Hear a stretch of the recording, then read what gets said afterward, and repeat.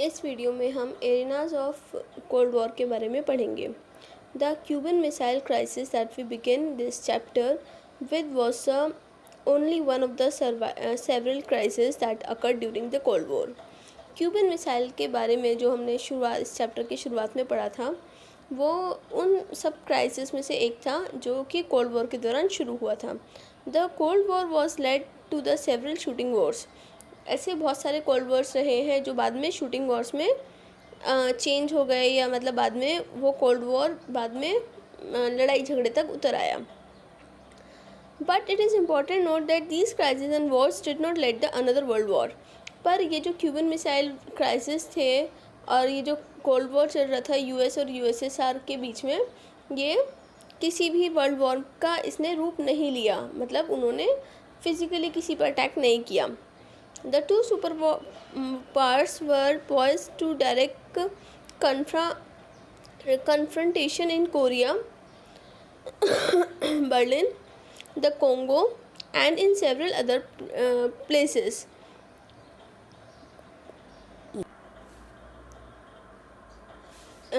ठीक है, तो पॉइज्ड का मतलब होता है किसी चीज़ के लिए आगे बढ़ना लड़ाई के, जैसे क्योंकि इन दोनों के बीच में एक तनातनी चल रही थी, एक कोल्ड वॉर चल रहा था। तो और कन्फ्रंटेशन का मतलब होता है आमने सामने आना। तो ये दोनों सुपर पावर्स ऐसा नहीं है, कई बार ऐसे एक दूसरे के आमने सामने आए, कोरिया में, बर्लिन में, कोंगो में और सेवरल अदर प्लेसेस में, कि जहाँ पे इनके बीच झगड़ा हो सकता था। Crisis depend and neither of the parties involve was willing to back down, और कोई भी ना पीछे हटना नहीं चाहता था। When we talk about arenas of Cold War, we refer therefore to areas where crisis and war occurred or threatened to occur between the alliance system, but did not cross certain limits. तो अगर हम in cold war एरिनास के बारे में बात करें तो ऐसी बहुत सारे इनके पास मौके आए जब ये एक दूसरे पर अटैक कर सकते थे, पर अलायंस सिस्टम के रहते हुए, क्योंकि इन्होंने दूसरे कंट्रीज़ के साथ भी अलायंस किया हुआ था, और फिर कुछ इनको ये भी पता था कि हम दोनों एक दूसरे के ऊपर अटैक करते हैं तो सबका ही नुकसान होएगा, तो इन्होंने अपनी लिमिट्स को क्रॉस नहीं किया। A great many lives were lost in some of these arenas like Korea, Vietnam, Afghanistan, but the world was spared a nuclear war and global hostilities. ठीक है, तो ये कई जगह पे जहाँ पे इनके बीच छोटा मोटा झगड़ा हुआ, वहाँ पे कई सारे उनका लाइफ और प्रॉपर्टी का नुकसान भी हुआ, कोरिया, वियतनाम, अफगानिस्तान में। ठीक है, in some cases huge military buildups were reported. In many cases, diplomatic communication between superpowers could not be sustained and contributed to the misunderstanding. और इन दोनों के बीच बहुत सारी ऐसे मतलब बातचीत भी हुई, पर डिप्लोमेटिक कम्युनिकेशन यानी कि चीज़ों को सुधारने के लिए, रिफॉर्म करने के लिए इन दोनों सुपर पावर्स के बीच में कई मुद्दे रखे गए, पर वो मिसअंडरस्टैंडिंग बढ़ती चली गई। ठीक है, चीज़ें सही नहीं हुई। Sometimes countries outside of the two blocs, for example, the non-aligned countries, played a role in reducing Cold War conflicts and averting some grave crises. Jawaharlal Nehru, one of the key leaders of the NAM, played a crucial role in mediating between the two Koreas into the Congo crisis. The UN Secretary General played a key mediatory role. अब इन्होंने बताया है कि ना इन दो super powers के बीच में झगड़ा होने से रोकने के लिए कई बार जो नॉन अलाइंड मूवमेंट में जो कंट्रीज आती थी, जो इनके साथ जिनका कोई लेना देना नहीं था इन कंट्रीज़ के साथ, उनकी वजह से भी वो झगड़ा कई बार कंट्रोल हुआ। और इसमें एक एग्जांपल दिया है जवाहरलाल नेहरू का, कि उन्होंने इसमें काफ़ी अच्छा रोल प्ले किया दोनों के बीच में। एक बार कोरिया क्राइसिस में, मतलब कोरिया में दोनों सुपर पावर एक दूसरे के सामने आ गए, तो वहाँ पर उन्होंने बहुत क्रूशियल रोल प्ले किया जवाहरलाल नेहरू ने, और एज अ मीडिएटिंग मतलब बीच का रोल प्ले किया उन दोनों के झगड़े को रुकाने के लिए। इन द कोंगो क्राइसिस में भी एक हुआ कि जो यूएन का सेक्रेटरी जनरल था उसने मीडिएटरी रोल प्ले किया। तो इस तरीके से नॉन अलाइंड मूवमेंट में जो कंट्रीज़ थी उन लोगों ने भी बहुत अच्छा रोल प्ले किया दोनों सुपर पावर्स के बीच में झगड़े को रोकने के लिए.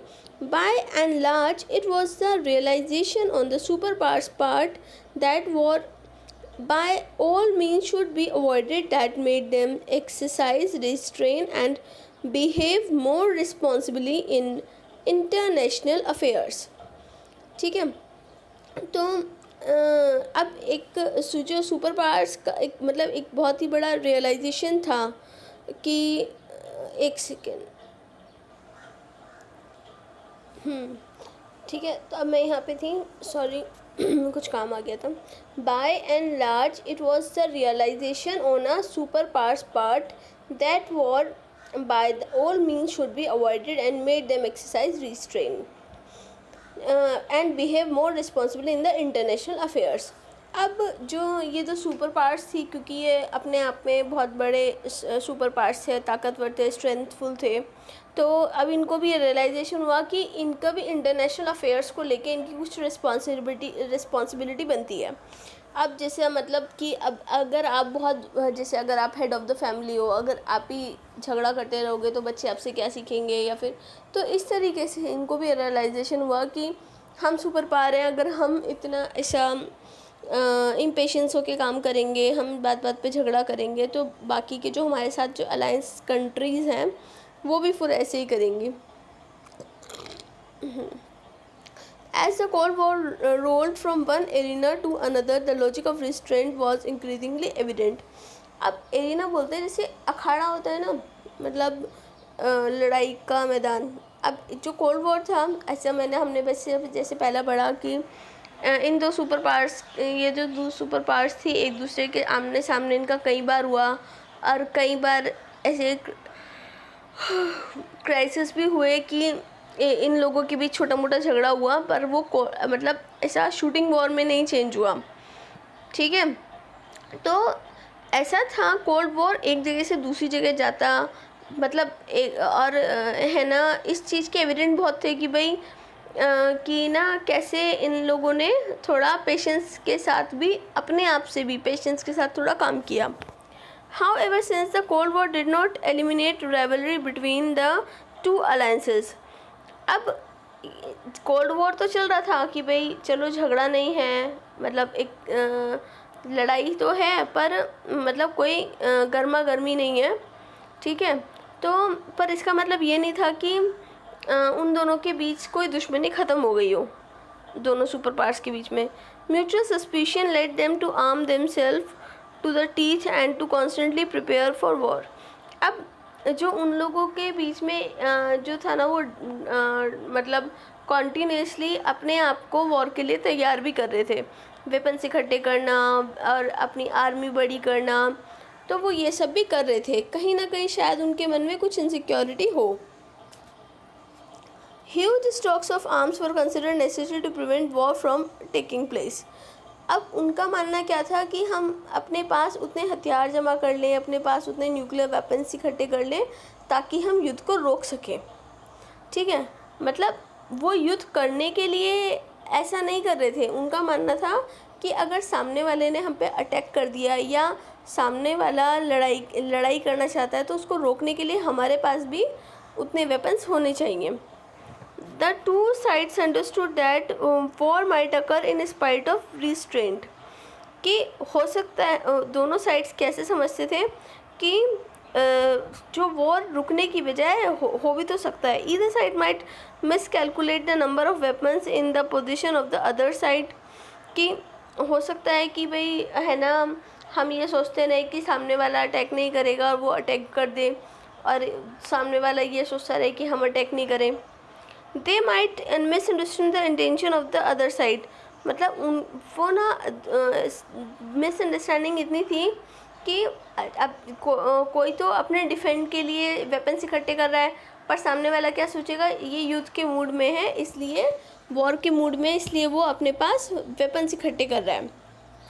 ठीक है. तो इस तरीके से मिसअंडरस्टैंडिंग दोनों साइड बढ़ती जा रही थी. Beside what if there was a nuclear accident. उनके दिमाग में क्या था, मिसअंडरस्टैंडिंग, कि भाई वो ऐसा भी तो कह सकते हैं, मान लो उन्होंने कोई न्यूक्लियर बॉम्ब हम पे गिरा दिया और वो बोले नहीं ये तो एक्सीडेंटली ऐसा हो गया, कि उन्होंने जानबूझ के नहीं गिराया। What would happen if someone fired off a nuclear weapon by mistake, और if a soldier mischievously shot off a weapon deliberately to start a war.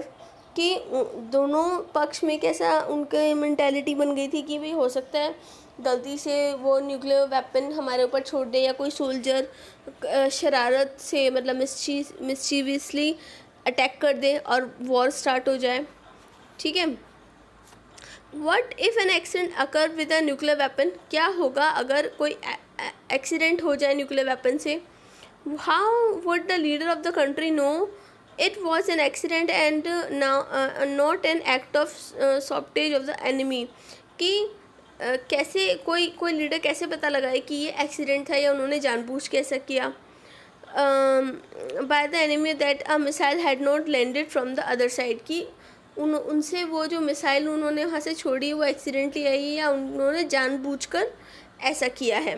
तो कहने का मतलब है दोनों जो सुपर पावर्स थी उनके बीच में मिसअंडरस्टैंडिंग्स थी एक दूसरे के प्रति, कि अगर हो सकता है जो यूएस है वो मिसाइल छोड़ के ऐसा बोले यूएसएसआर को नहीं हमसे गलती से हो गया, तो यूएसएसआर भी इसको डिफेंड करने के लिए, अपने आप को डिफेंड करने के लिए रेडी रहना चाहता था, तो इसलिए वो भी अपने वेपन्स इकट्ठे कर रहा है, अपनी आर्मी बड़ी कर रहा है। पर अब उसके यूएसएसआर यूएस को लेके क्या सोच रहा है वो तो यूएस को नहीं पता ना।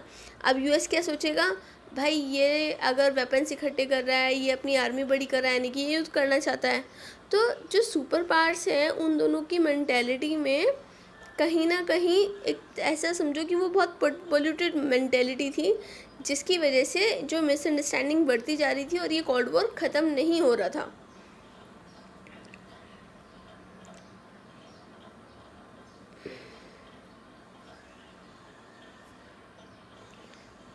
In time, therefore, the US and USSR decided to collaborate in the limiting and eliminating certain kind of nuclear and non-nuclear weapon. अब एक ऐसा समय आया जब उन्होंने ये तय किया कि कौन से वेपन्स को एलिमिनेट करना चाहिए, किन वेपन्स को हम अपने पास नहीं रखेंगे। क्योंकि अगर सामने वाला वो वेपन रख रहा है, अगर सोचो यूएस कह रहा है कि मैं न्यूक्लियर बॉम्ब अपने पास रखूँगा, तो यूएसएसआर भी बोलेगा हमारे पास भी होने चाहिए, हमारे पास इससे भी स्ट्रॉन्ग होने चाहिए। क्यों? क्योंकि इनसिक्योरिटी थी। यूएसएसआर को लगता था कि यूएस अपने पास न्यूक्लियर बॉम्ब रख रहा है, इट मीन्स वो कभी भी हमला कर सकता है। फिर यूएसएसआर उससे स्ट्रॉन्ग रखेगा तो यूएस को भी लगेगा कि भाई हमारे पास और भी कुछ होना चाहिए, कल को कोई अटैक होने लगा तो हमारे पास सामान तो होना चाहिए। और इस तरीके से ये मिसअंडरस्टैंडिंग बढ़ी जा रही थी, तो उन्होंने सोचा कि हम दोनों आपस में कोलैबोरेट कर लेते हैं। इतने अब ऐसा ना बार बार हम इतने जो ख़तरनाक वेपन्स हैं उनको अपने पास ऐसा रखे वो भी सही बात नहीं है, ठीक है ना। तो उन्होंने क्या सोचा कि एक लिमिटेशन कर देते हैं कि ये न्यूक्लियर वेपन्स हैं या नॉन न्यूक्लियर वेपन है उनको एलिमिनेट करना चाहिए, कि किसको कौन से वेपन को हम रखेंगे और कौन से को निकाल देंगे। A stable balance of the weapons is decided could be maintained through arms control. Starting in 1960s, the two sides signed 3 significant agreements within a decade. उन्होंने 30 साल के अंदर, डिकेड का मतलब होता है 10 साल, तो उन्होंने 3 डिकेड यानी कि 30 साल के अंदर तीन एग्रीमेंट साइन किए, और जिसमें आर्म कंट्रोल यानी कि किस किस टाइप की बंदूक जो होती हैं वो रख सकते हैं। They were limited to test ban treaty, nuclear non proliferation treaty and the anti ballistic missile treaty. देखो उन्होंने 3 ट्रीटी साइन की, एक तो टेस्ट बैन ट्रीटी, ये मैं आपको बताती हूँ, देखो ये रहा टेस्ट बैन ट्रीटी। दूसरा था nuclear non proliferation treaty, and third था एंटी बैलिस्टिक मिसाइल ट्रीटी। ठीक है, ये 3 ट्रीटी उन्होंने साइन की थी। Thereafter the superpowers held several round of arms limitation talk and sign several more treaties to limit their arms. मतलब ये treaty sign करने का मकसद उनका ये था कि भाई हम इतने जो बहुत ख़तरनाक वेपन्स होते हैं वो अपने पास रखेंगे नहीं, क्योंकि इससे सामने वाले को इनसिक्योरिटी होएगी कि उसके पास ये ख़तरनाक वेपन रहेंगे तो फिर वो हम पे हमला कर सकता है, तो सामने वाला इनसिक्योर होगा तो फिर वो भी कुछ ऐसा कदम उठाएगा, ठीक है ना। और फिर मतलब फिर ऐसा भी हो सकता है कि भगवान न करे कभी सच में कोई एक्सीडेंट हो जाए, ठीक है ना, कि सच में कहीं मिसाइल टूट जाए। मतलब इसमें बहुत, ये जो एक मिसाइल से पूरा का पूरा देश उड़ाया जा सकता है, इतने लोग एक साथ मर सकते हैं। तो ऐसे में तो उन्होंने बहुत सारी चीज़ों पे लिमिटेशन लगाई कि हम किस तरह के आर्म्स अपने पास नहीं रखेंगे, किस तरह के बॉम्ब्स अपने पास नहीं रखेंगे, ठीक है। ओके, आज की वीडियो में मैं आपको यहीं तक समझा रही हूँ। Challenge to bipolarity challenge to bipolarity कि मैं नेक्स्ट वीडियो में समझाऊंगी। आप मुझे फीडबैक दे देना यूट्यूब पर।